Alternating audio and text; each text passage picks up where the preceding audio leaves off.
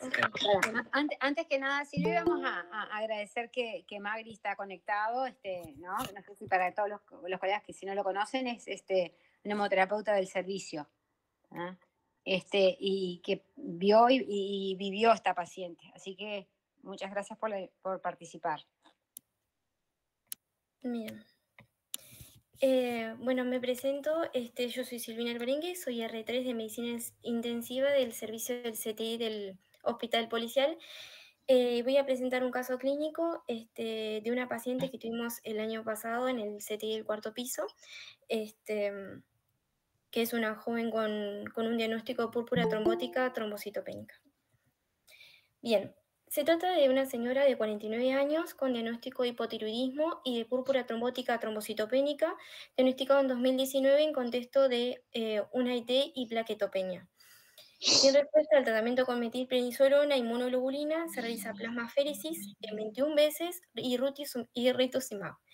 De la valoración en esa oportunidad, ANA negativo, ANCA negativo y no presentaba compromiso renal. Consulta de emergencia el 2 de octubre del 2024 por un cuadro inespecífico de 3 días de evolución, dado por astenia, adinamia, sensación febril, fiebre de 41 grados y chucho solemne, área de intolerancia digestiva alta y sangrado en las materias en 2 oportunidades. Dolor lumbar izquierdo y radiohipocondrio izquierdo, con disminución de la diuresis y orinas turbias. Al examen físico, la paciente presentaba un regular estado general, lúcida, estable en lo hemodinámico y respiratorio, con un leve tinte ictérico y petequias de distribución universal.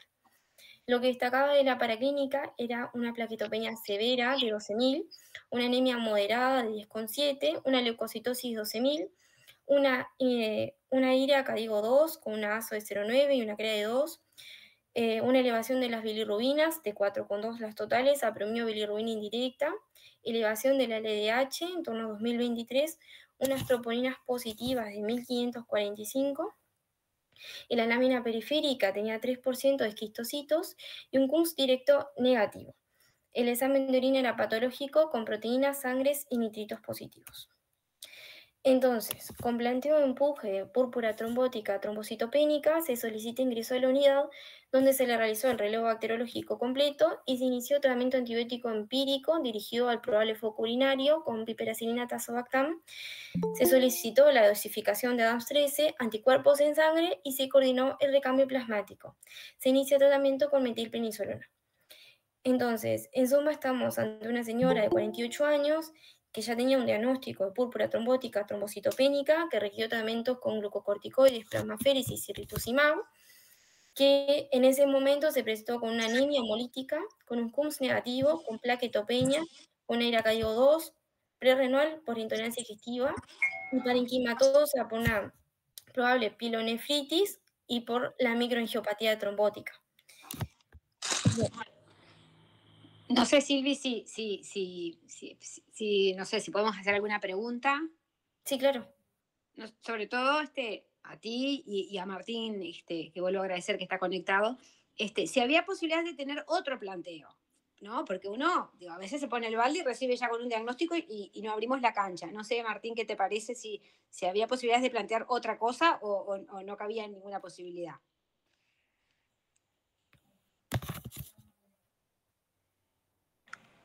¿Me escuchan o no? Ahí. Sí. Bueno, muchas gracias por la invitación. Disculpen si tengo que salir, que estoy en consulta, pero sí, en estos casos la paciente es más que clara sus antecedentes del 2019. Con ese cuadro que comentaba la doctora, es bien claro que estamos frente a una recaída, pero siempre en un contexto de probable PTT, siempre hay que descartar el síndrome urémico hemolítico, siempre. ¿Está? En este caso, el síndrome urémico hemolítico siempre pasa más en menores de edad, menores de 15 años, como ustedes bien saben.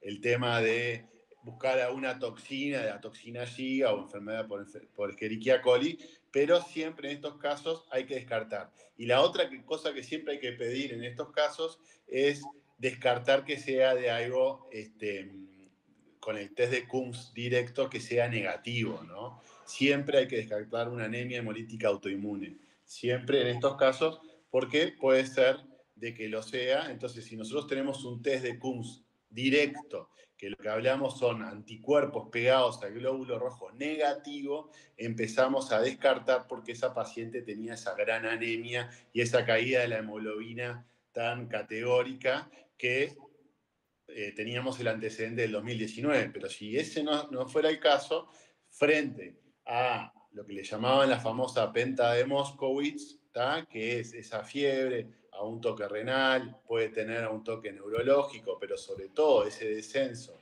de la hemoglobina con una LDH elevada y una plaquetopenia severa, podemos ya hacer el diagnóstico positivo, que es un diagnóstico positivo clínico con confirmación de laboratorio, de un púrpura trombocitopénico trombótico.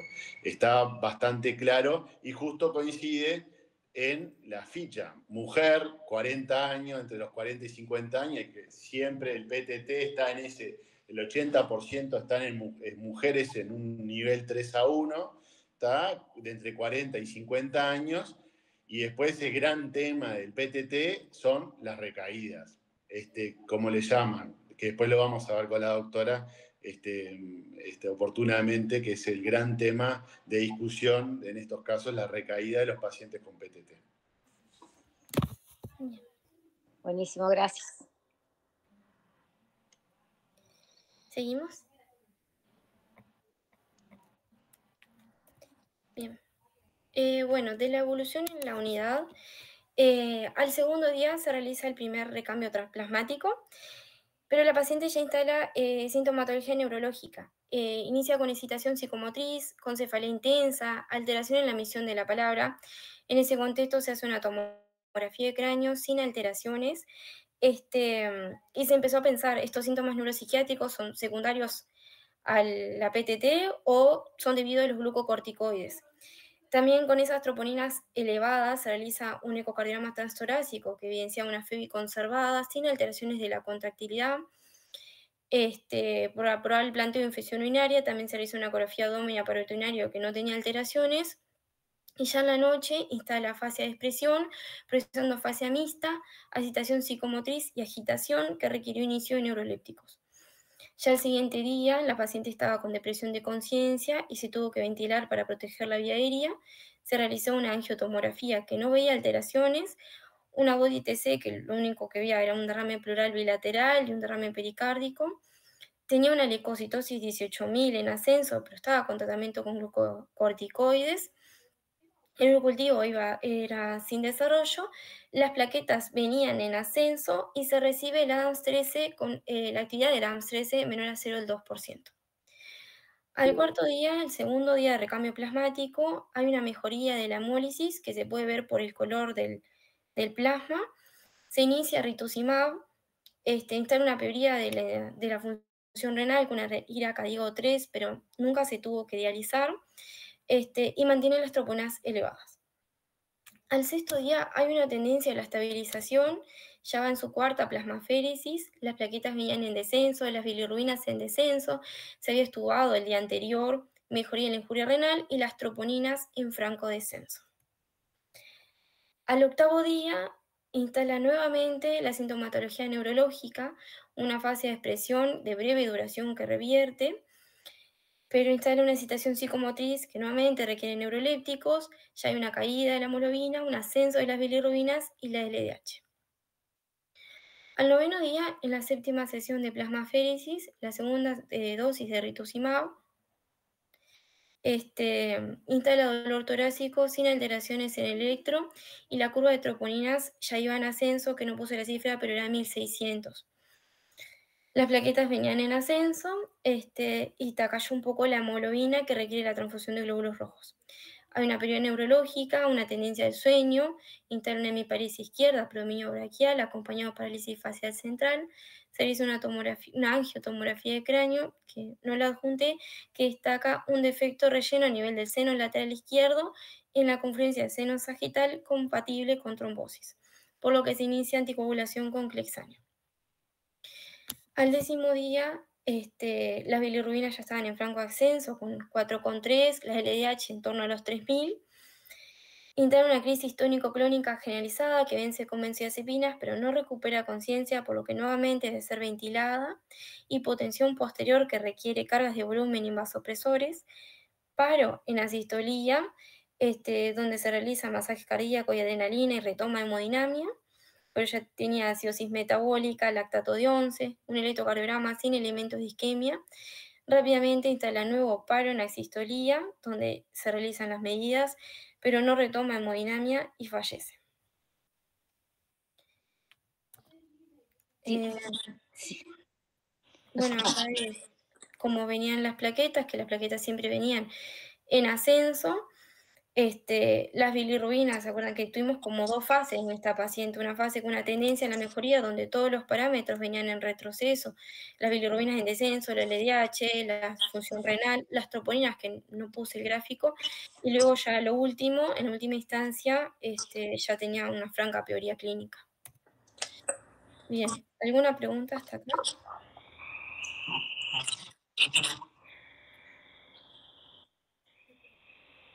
Sí, gracias.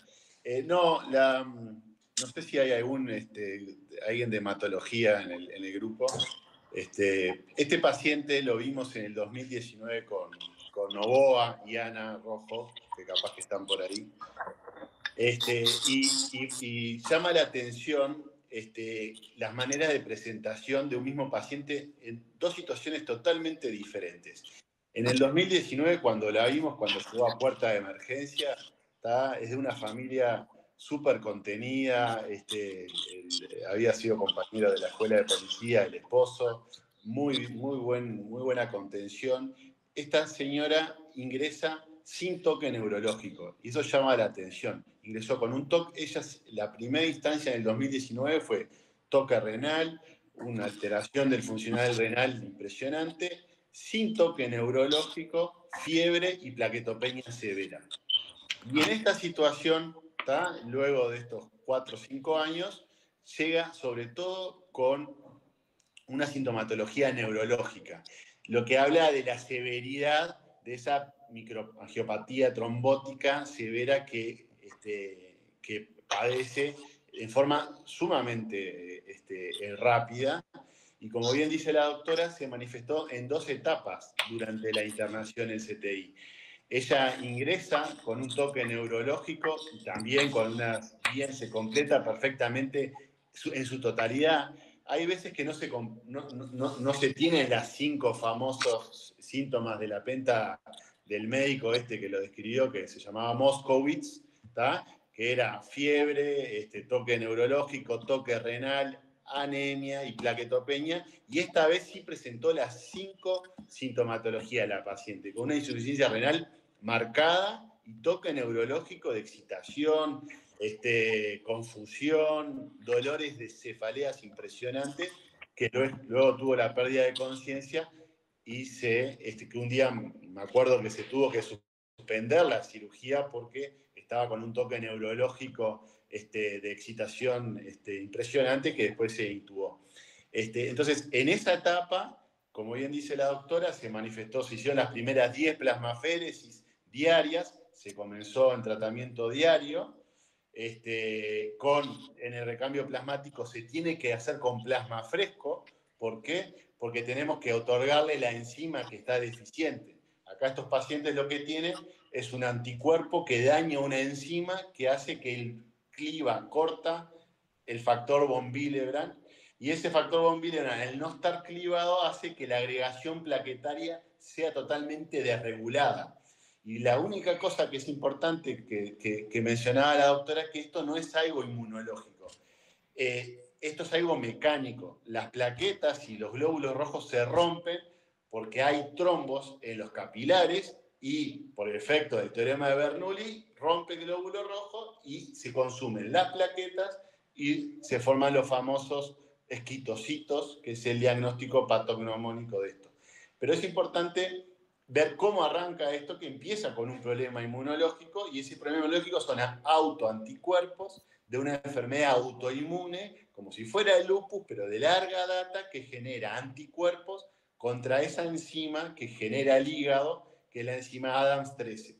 Por eso, cuando nosotros le hacemos la plasmaféresis, ustedes verán que escribimos. En este caso, se da, además de la albúmina, plasma fresco de un donante sano. ¿Por qué? Porque tenemos que darle la enzima que ella no tiene para que no se genere toda esa desregulación de la agregación plaquetaria porque la tiene descendida. Y por eso se mandó en la clínica Mayo, y ahora lo empezó a hacer el Hospital de Clínicas, la dosificación de esa enzima por debajo del 5%, que confirma el cuadro clínico.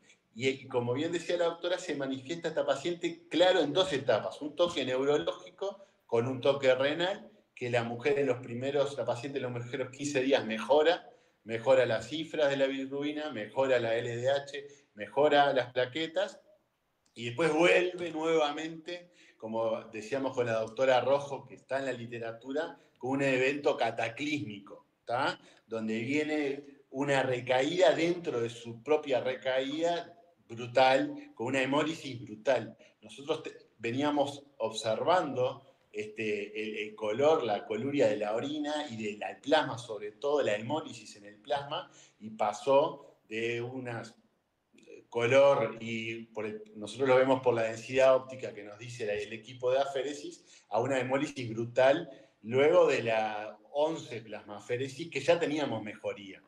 ¿Tá? Entonces es importante, dentro de esta recaída, tener dos etapas. Una primera etapa que con mejoría, y ese evento que empieza nuevamente a generar esa hemólisis, como decíamos con la doctora Rojo, cataclísmica, que está en la literatura, con mortalidades del 40 al 70%. Gracias. Bueno, seguimos con la revisión del tema. Las microangiopatías son un grupo heterogéneo de enfermedades que pueden tener un curso agudo o progresivo, pueden ser hereditarias o adquiridas, y afectar a niños o adultos, pero siempre son potencialmente muy graves, y a pesar de que comparten una misma fisiopatología, tienen un tratamiento y un pronóstico diferente. El denominador común, como bien dijo el doctor Magri, es la lesión endotelial con la formación de trombos en la microcirculación. Creo que esto es... no, está bien, seguimos acá. Que condiciona la isquemia tisular, que va a tener una clínica dependiendo de los órganos que van a estar implicados. Trombocitopenia y anemia hemolítica microangiopática, caracterizada por la detención de los esquitocitos en el frotis sanguíneo, con un Kunz directo negativo. Se caracterizan en microangiopatías primarias que involucran a la púrpura trombótica trombocitopénica y a las diferentes variedades del síndrome urémico hemolítico. Y las secundarias son un grupo más heterogéneo que están asociados a un agente etiológico más o menos evidentes, que pueden ser fármacos, infecciones, neoplasias, trasplantes de órganos sólidos o de progenitores hematopoyéticos, enfermedades autoinmunes, etc. De los agentes infecciosos, algunos microorganismos producen toxinas capaces de dañar el endotelio vascular y desencadenar una microangiopatía trombótica, como son las enterobacterias y el neumococo, que producen respectivamente la toxina Shiga y la neuroaminidasa. La toxina Shiga,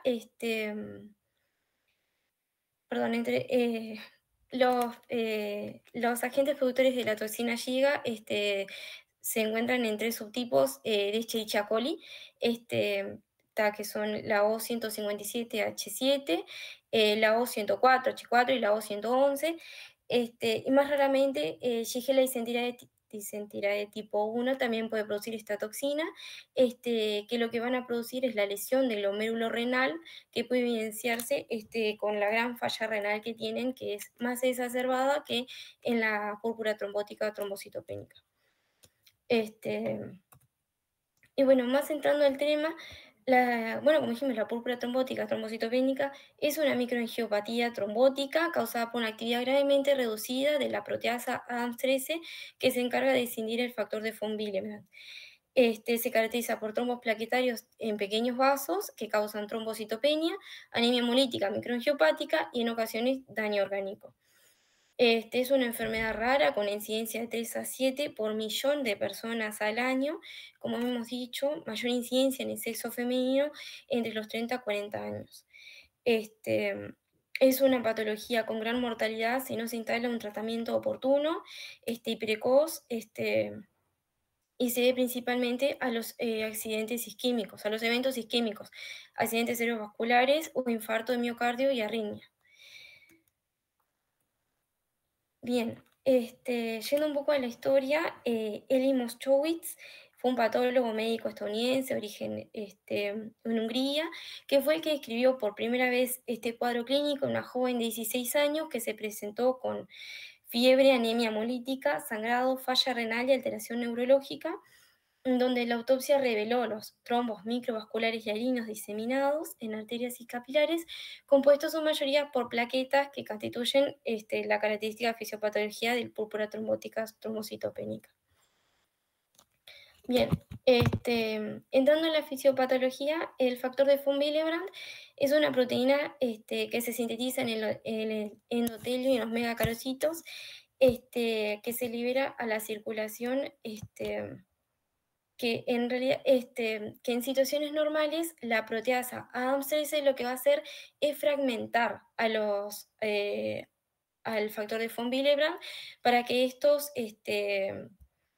digamos, estos segmentos más cortos no tengan afinidad por las plaquetas y no formen estos trombos. Lo que pasa en la púrpura trombótica trombocitopénica es la deficiencia en esta actividad severa del factor de von Willebrand que no logra poder escindir al factor de von Willebrand, entonces se liberan los multímeros grandes que tienen una capacidad aumentada para reaccionar con las plaquetas y formar esta agregación plaquetaria y causar los trombos en la microcirculación.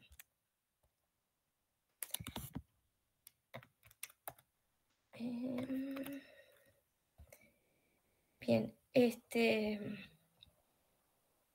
existen dos tipos de mecanismos, puede ser congénito debido a alteraciones genéticas que bloquean la síntesis de la enzima o adquiridos que son anticuerpos que generalmente son IgM, pero pueden ser IgA, perdón, que son generalmente IgG, pero pueden ser IgA e IgM, que están dirigidos contra el ADAMTS13, que ocasionan que su actividad plasmática descienda por debajo del 5 al 10%.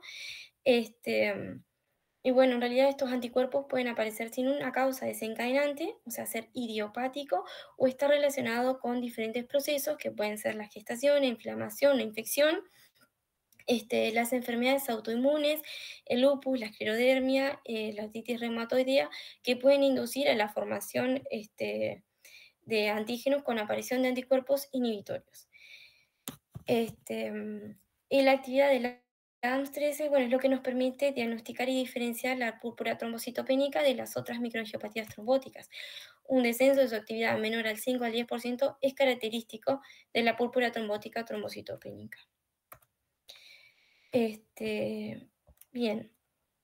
En cuanto a los hallazgos clínicos y a la presentación del laboratorio, como estuvo mencionando el doctor Magri, el debut clásico es la péntada, que consiste en la anemia hemolítica con el CUMS directo negativo, la trombocitopenia, la fiebre, los síntomas neurológicos y la injuria renal. Como ya vengo repitiendo, la anemia hemolítica microangiopática se caracteriza por la fragmentación de los glóbulos rojos al pasar a través de los microtrombos en la microcirculación, que dan la característica forma de los esquistocitos en el frotis sanguíneo. Concomitantemente vamos a ver una elevación de la bilirrubina a expensas de la bilirrubina indirecta, una disminución de la aptoglobina y reticulocitosis, y una LDH aumentada, con pruebas de hemólisis negativas. La trombocitopenia, que generalmente es una trombocitopenia grave, severa, es frecuente en el 78%, y el sangrado en realidad que se presenta en forma de petequias y púrpura. No es frecuente ver un sangrado moderado masivo por la propia naturaleza protrombótica de esta patología. Bien, voy a comenzar por los síntomas neurológicos, que fue lo que predominó en nuestra paciente. Los síntomas neurológicos son muy frecuentes, ocurren en más del 90% de los casos y hasta un 60% de los casos se presenta con síntomas neurológicos como primera manifestación. Inicialmente son focales, fluctuantes, con alteración cognitiva, de la conciencia, con alteraciones psiquiátricas, que fue como presentó en nuestra paciente. Y en la evolución se pueden ver las crisis convulsivas, la disminución del nivel de conciencia, el coma y la muerte. Bueno, los estudios de imagen pueden ser normales o presentar cambios compatibles con pequeños infartos o leucoencefalopatía posterior reversible. De los síntomas cardiovasculares, el daño cardíaco isquémico es también frecuente, se ve en un 25%, puede ser asintomático, como inicialmente presentó nuestra paciente que no presentaba dolor torácico al inicio, pero sí tenía unas troponinas elevadas, o si no parecerse con sintomatología, con dolor torácico, con arritmia, se puede complicar con infarto, miocardio, con shock cardiogénico, con insuficiencia cardíaca. Y las troponinas elevadas se asocian en forma independiente con alta mortalidad. Después tenemos el compromiso renal, que puede presentarse en un 10 al 75% de los pacientes. Suele presentarse a veces únicamente como proteinuria, hematuria aislada. Lo que sí es raro, a contraposición con el síndrome urémico hemolítico, es la insuficiencia renal grave.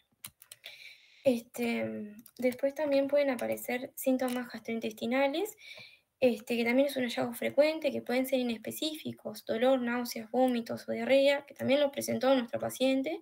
El 35% puede presentar isquemia mesentérica, y la pancreatitis, que si bien puede aparecer, es infrecuente. Lo que sí he visto en la literatura que la pancreatitis puede ser un causante de púrpura trombótica trombocitopénica. Bien, en cuanto a las pruebas de laboratorio, bueno, en realidad la sospecha clínica se puede obtener con pruebas básicas, donde en el hemograma ya vamos a ver la anemia, la trombocitopenia, que dijimos que siempre están en un rango de 25.000, sin leucopenia.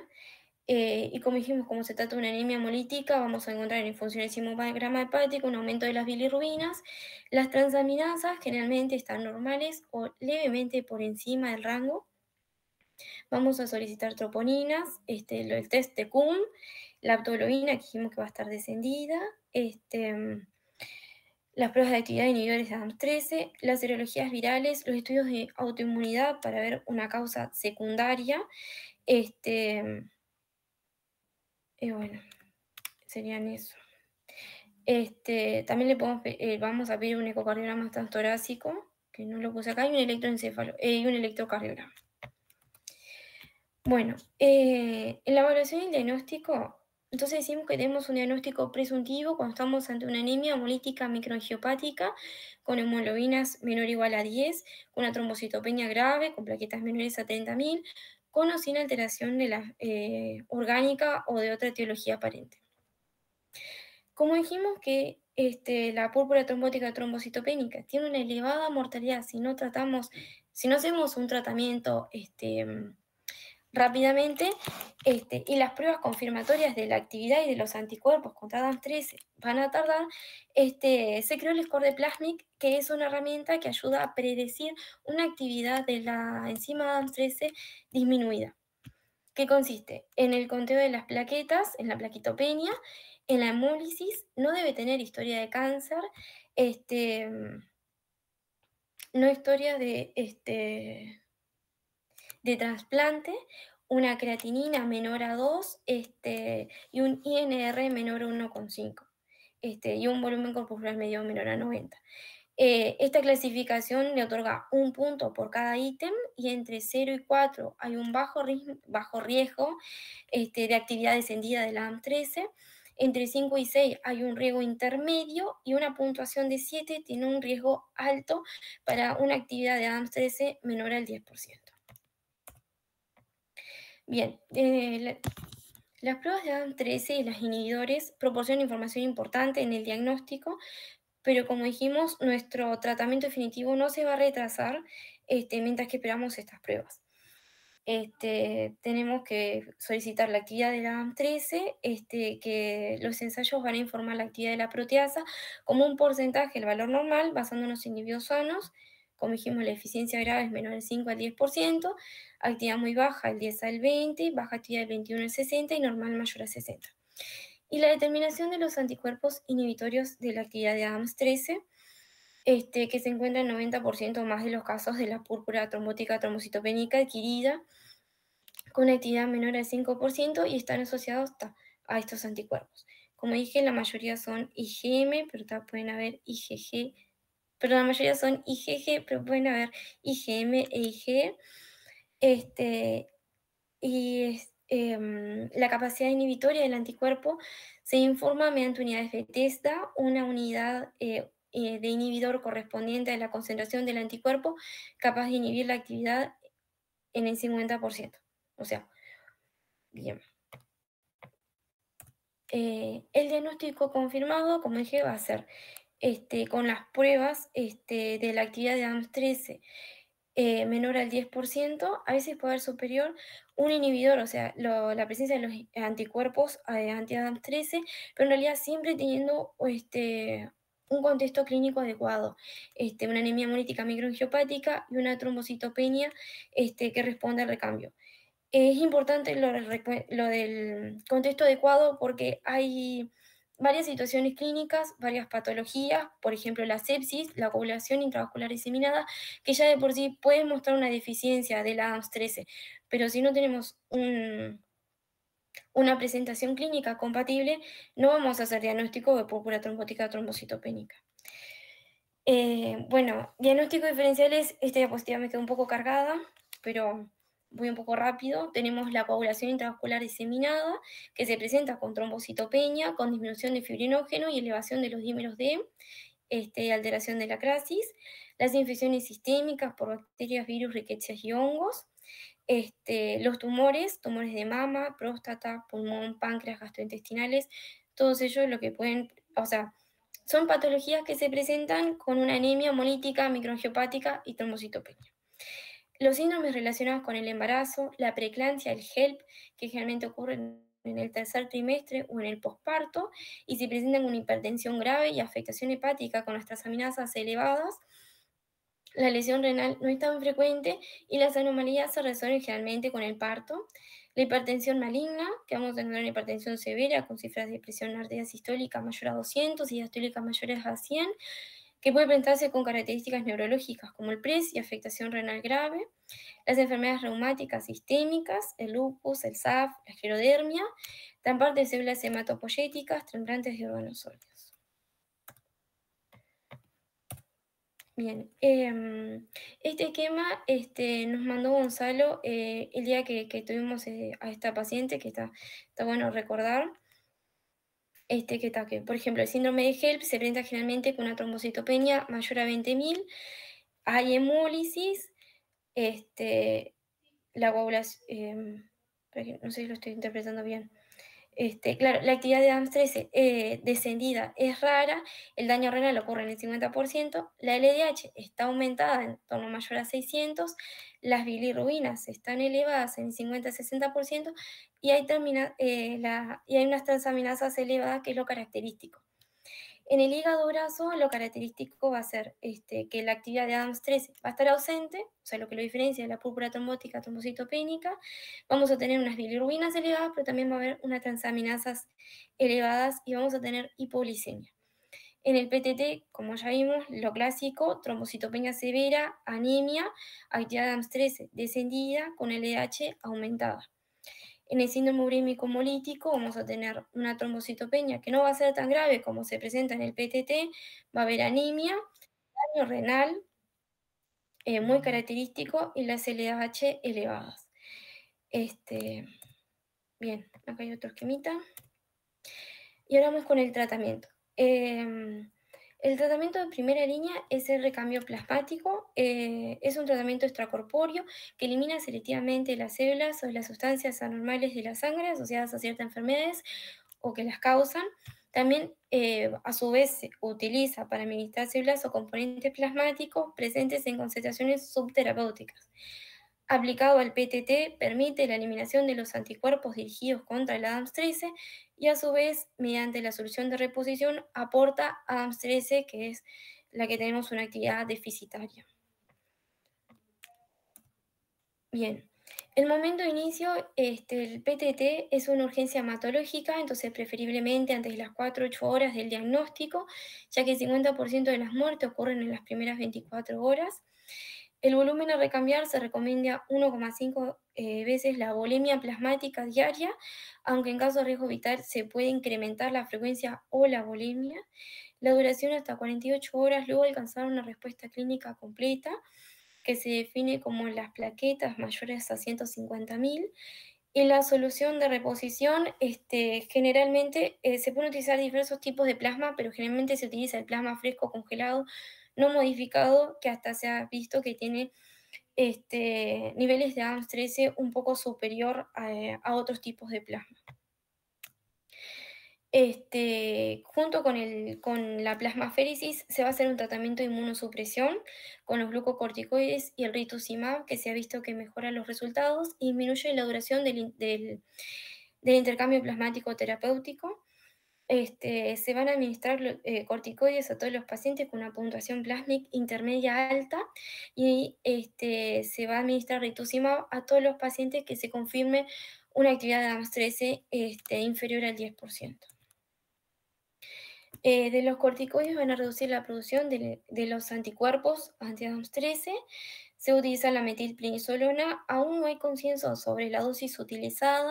Inicialmente son bolos de 1 gramo o 10 miligramos kilogramos día, que posteriormente se va a reducir la dosis y luego se puede continuar con prednisona hasta suspender la terapia de recambio plasmático. El rituximab es un anticuerpo monoclonal contra los CD20 con actividad inmunosupresora. El CD20 es una proteína de superficie celular presente en los linfocitos B maduro, que tras unirse el rituximab contra el CD20 provoca que el sistema inmunitario destruya los linfocitos. Y se sugiere el tratamiento con rituximab en el tratamiento inicial junto al recambio plasmático de los glucocorticoides en todos los pacientes con el diagnóstico confirmado de PTT, como ya dijimos. Que la asociación de estas 3 terapias reduce la probabilidad de recurrencia temprana del PTT y la dosis estándar son de 375 miligramos intravenosa una vez a la semana durante 4 semanas consecutivas. Otros tratamientos que están descritos es el caplacizumab, que es un tratamiento reciente. El caplacizumab es un fragmento de anticuerpo monoclonal que al unirse impide la interacción del factor de von Willebrand con las plaquetas, impide la formación de trombos y el daño microvascular asociado.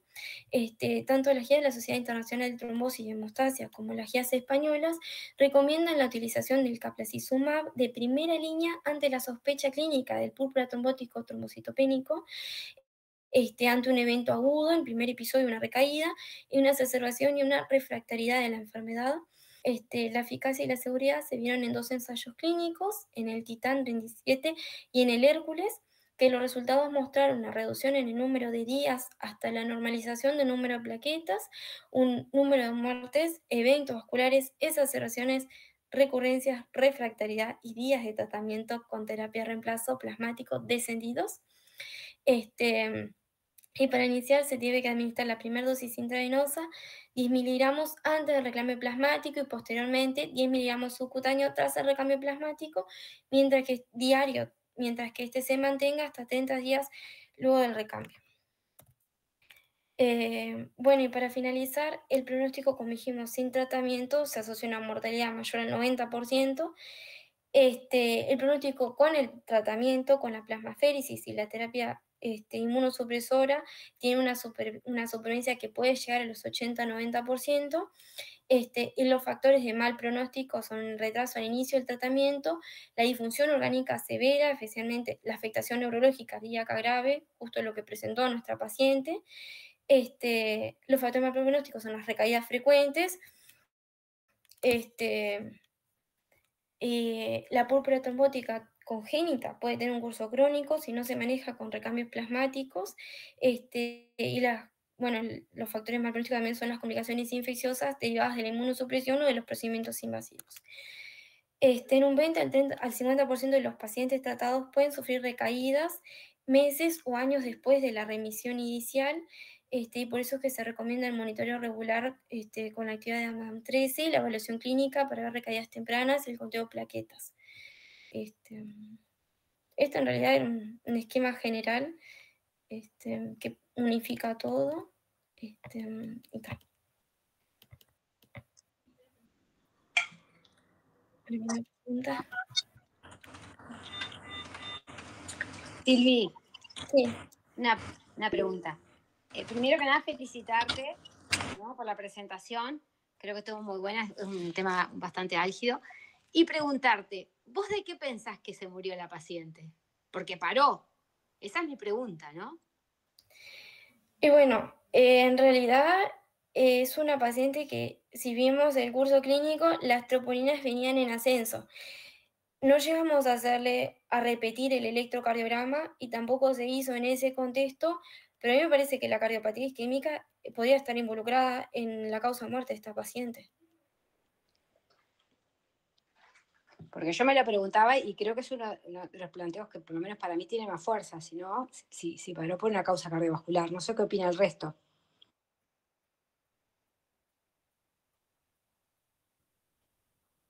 Veo que está Sergio ahí, José Gonzalo.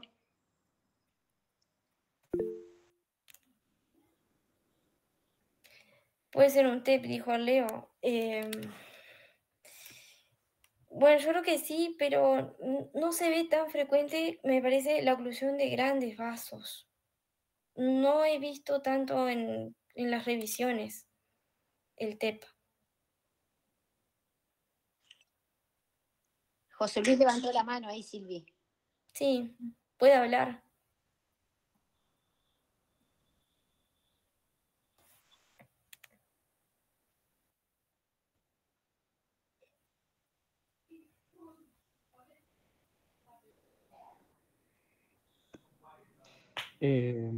No sé, ¿está ahí para hablar chino? ¿O José Luis?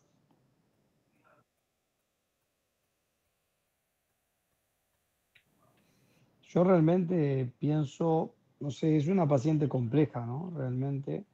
Pero pienso, como Silvi, que probablemente esto, no sé, la verdad que tenemos poca experiencia, pero pienso que en el contexto de esta paciente es muy probable que la cardiopatía isquémica sea lo que haya determinado el paro, ¿no? No sé la visión que tiene el resto. Realmente no es algo habitual que no habíamos visto antes, ¿no? Hola, ¿se escucha ahí? Sí.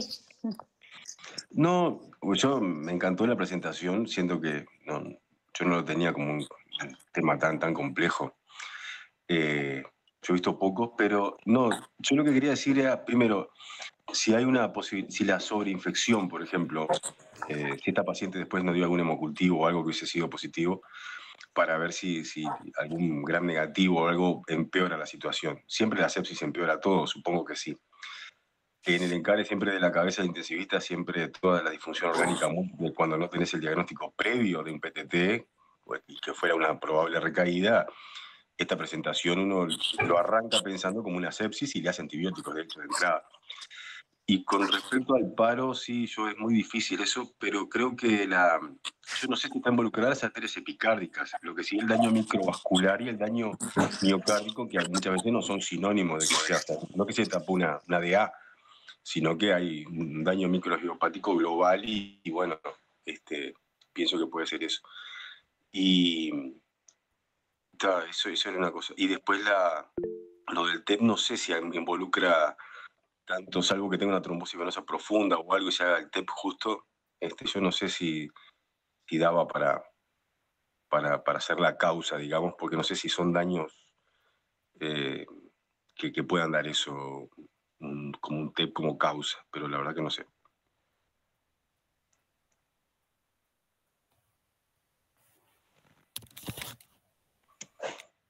Doctor Magri, ¿quiere aportar algo? Sí, yo opino igual que Gonzalo. La paciente esta siempre refirió de un comienzo en esta recaída, y fue bien claro, el dolor precordial. Siempre decía, me duele el pecho. Antes de hacerle las plasmaféresis, cuando estaba en la mejoría, ella siempre hablaba de un dolor precordial, me duele el pecho, decía que era de posición, el electro era normal. Eso llamó la atención comparado con el 2019. Y en los últimos estudios anatomopatológicos, en los cortes anatómicos, las tinciones muestran microangiopatía trombótica a nivel coronaria, similar como las lesiones capilares a nivel neurológico. Se observan bien las tinciones, donde se observa, yo si quieres lo busco, se los envío, donde se muestran bien las lesiones de microtrombos a nivel coronario y microtrombos a nivel del aparato circulatorio cerebral. Y fue totalmente diferente esta forma que apareció de esta recaída con el 2019, que no tuvo ninguno de estos dos eventos que estábamos hablando. ¿Tá? Y la otra cosa que me llamó la atención en la presentación tuya, doctora, es que ¿por qué se le dejó? Mi pregunta es ¿por qué se le dejó de dar el rituximab? Porque estos pacientes, cuando tienen el evento agudo, y está Sergio por ahí para preguntarle, cuando empiezan con estos eventos agudos, aunque no tenga toque neurológico, pero siempre se deja el rituximab de por vida por la gran recaída. Y si ustedes veían tu historia, doctora, que se le dejó por 2 años y después se le sacó el rituximab. Sí. Entonces ahí es la duda que estos pacientes tienen un 40-60% de recaída en los próximos 5 años y la paciente se manifestó, ¿no? Tuvo esa recaída. A diferencia del otro medicamento que es el nuevo, que es indicación tipo 1, que es el claplasizumab, que es solo para agudo, es solo mecánico. Ese fármaco lo que hace es, se da solo en el evento agudo, no sirve para la inmunosupresión a larga data. Se usa en CTI, que hace que no se agregue la plaqueta con el von Willebrand. O sea que se hace justo. Y el hospital se pidió, yo sé que la doctora Rojo lo pidió, pero nunca llegó al hospital. Se hizo el pedido de ese fármaco, que es muy bueno, es indicación tipo 1A, pero bueno, no llegó. Eso lo que hace es inhibe la hemólisis en agudo, porque bloquea la unión del von Willebrand con la enzima y la generación de esa desregulación de la agregación. Diferente es el rituximab. Para mí esta paciente tendría que haber estado con una inmunosupresión total desde el 2019 en forma crónica, con un conteo del ADAM13 al estilo control oncológico. Cada 3 meses, control de ADAM13. Si el ADAM13 está menor de 100, aumentar la dosis de rituximab, etcétera, etcétera, etcétera. Yo creo que ahí me llamó la atención que veía en tu historia que hubo 2 años con rituximab y después se dejó de dar el fármaco. Simplemente eso. La verdad que no encontré en la historia electrónica eso, y tenés razón, tampoco encontré que le hayan seguido con ADAM13, sí vi que las consultas de policlínica eran con hemograma. Así que está capaz que se podía ver precio un poco. Y la parte hemodinámica, cuando a esta paciente se le hizo 22 plasmaféresis, recambio plasmáticos en 2019, y acá se le llevó a hacer como 15, 16. Y todas las plasmaféresis, la hemodinamia era estable, saturaba bien, no tenía dolores precordiales durante el procedimiento, ¿tá? Lo que sí se veía era una o una hemólisis negra, era Coca-Cola, como dicen los libros, una hemólisis brutal, negro el plasma. Pero tuvo esos 2 eventos que es importante, o sea que es una recaída con 2 etapas bien marcadas. Enfermedad aguda de la recaída, mal pronóstico, mejoran todos los parámetros, luego de hacerle 10 plasmaféresis. Y luego otro empuje durante su recaída. ¿Me explico? Sí. Y ahí viene la teoría que termina con lo que ustedes están comentando. Pero es muy raro este caso, cómo se fue evidenciando en estas 2 etapas dentro de la recaída.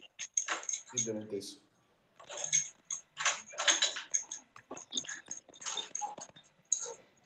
Es una pena no poder contar con necropsia, ¿no? Porque acá de repente hubiera sido un dato que nos hubiera aclarado qué fue lo que realmente pasó. Yo creo que fue eso. Pero una cosa es creer y otra cosa es poder demostrarlo, poder verlo.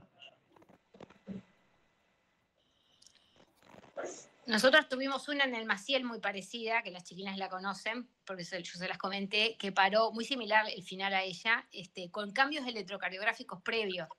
y paró y se murió. Bueno, ahí teníamos era mucho más objetivable, quizás el planteo tomaba más fuerza, el planteo de que esto era cardíaco. A mí esto me parece, yo no la viví, pero me parece más cardíaco, ¿no? Pero bueno, porque ya vivimos una que tuvo la fortaleza de tener cambios, pero no sé, como dice Gonzalo, no tener necro y qué pesa la historia del dolor torácico, más las troponinas. No sé. Es llamativo también el compromiso neurológico, que si bien lo puede dar, es muy florido, ¿no? Ya no es tanto microvascular. Hizo una trombosis venosa cerebral con elementos claros de hipertensión craneana, porque por algo llegó al coma, está enferma, ¿no?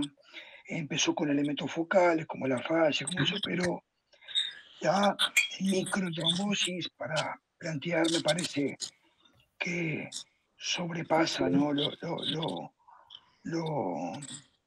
lo neurológico, ¿no? Fue un daño muy importante neurológico y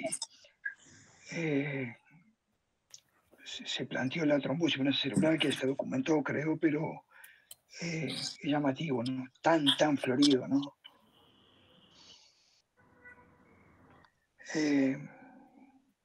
Otra opción terapéutica no se planteaba, no había. Una lástima.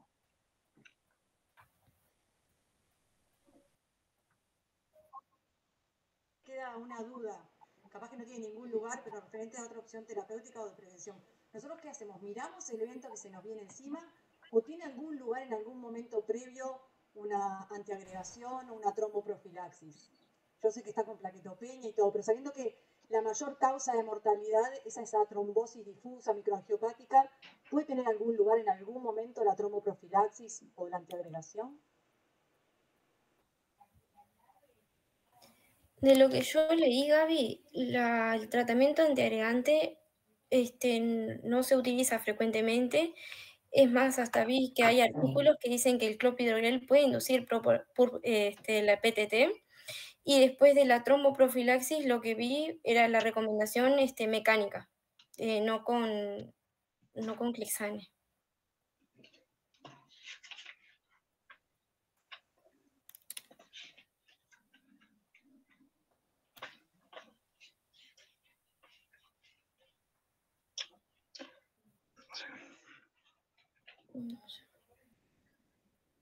No sé qué decís, Martín. ¿Qué te parece?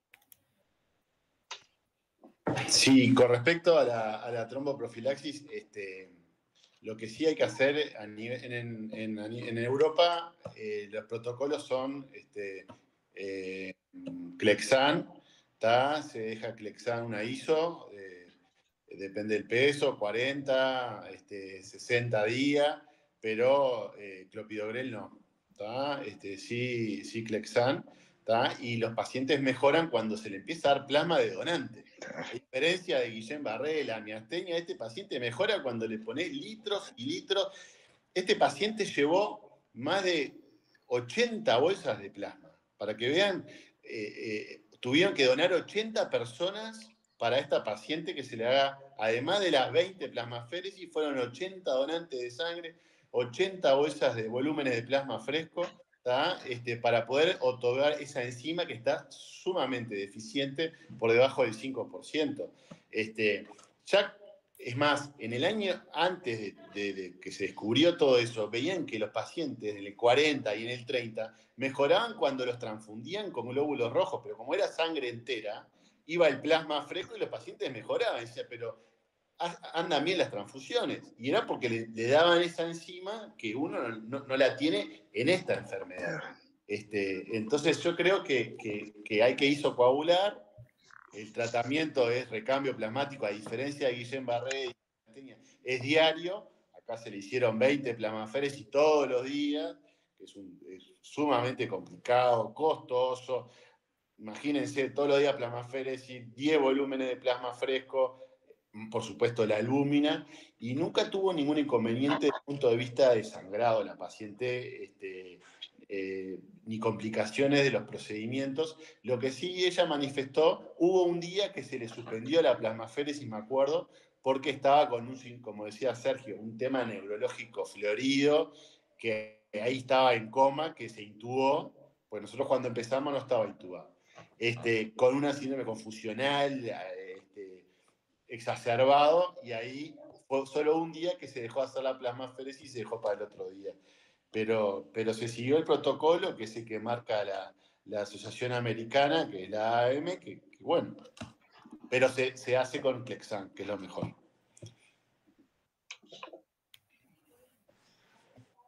Nos queda la duda de si estaba ese fármaco que es primera línea, ¿no? Que inhibe automáticamente la agregación plaquetaria de clatracizumab.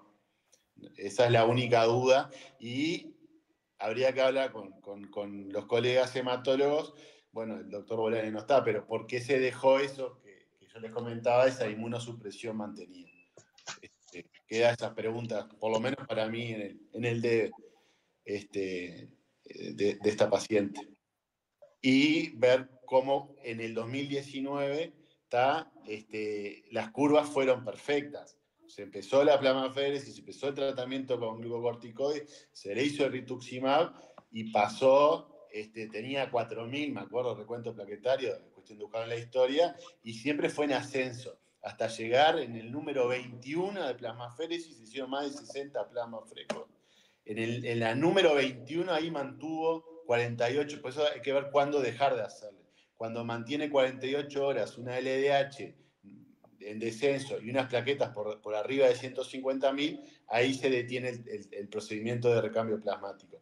La mujer nunca tuvo una recaída, a diferencia de esto. Esto es muy claro cómo mejora, y automáticamente viene esa, como hablábamos con la doctora Rojo, ese evento agudo dentro de la recaída que fue fulminante.